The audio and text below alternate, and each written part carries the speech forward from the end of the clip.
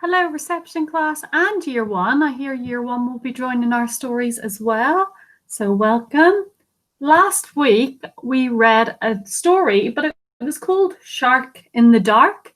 This one today is called Shark in the Park. So he's not in the dark anymore. He's in the park. And I bet the park's nice and bright and not very dark.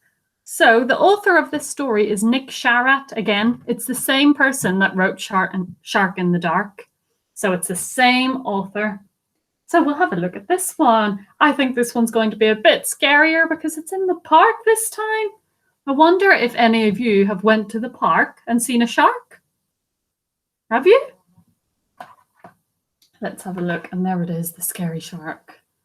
With the sharp teeth and the big fin. And the evil-looking eyes, I think. Down at the park, a little boy is testing out his brand new toy. It's the same toy as the last story. Does anybody remember what this is called? It's called a telescope. So there we are. What can we see in this picture at the park? Can you name some things you can see? These are ducks, some people, roses, bird, trees, sun, clouds, newspaper, cat, and lots of other things. Timothy Pope is looking through his telescope. He looks at the sky, he looks at the ground, he looks left and right, and he looks all around. And this is what he sees. Is this story going to trick us like the last one? I don't think so. I think this is a shark. What a nasty surprise! In his loudest voice, Timothy cries, "There's a shark in the park!" Oh, a shark? Fancy that! It's only a cat. Meow. This is a speech bubble that says that the cat is saying meow. Oh, it's not a shark. It tricked me. Did it trick you at home? Timothy Pope looks again through his telescope. He looks at the sky, he looks at the ground, he looks left and right, he looks all around. And this is what he sees. Do we think this is a shark? Or if you don't think it's a shark, what do you think it could be? He's at the park. What could it be?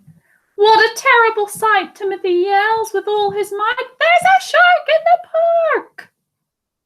Ah, a shark. Oh no, it's just a crow. Caw, caw. Can you make a crow sound at home? What noise do they make? Timothy Pope has one more look through his telescope. He looks in the sky, he looks to the sky, he looks at the ground, he looks left and right, he looks all around. And this is what he sees. Tim's not in any doubt. What do you think he's about to shout? What does he shout? There's a shark in the park! That wasn't a shark, what is it? Does anybody's dad have hair like that? A shark? No, it's not. And aren't you glad? As a matter of fact, it's Timothy's dad. And Dad is saying, "It's time to go home, Timothy."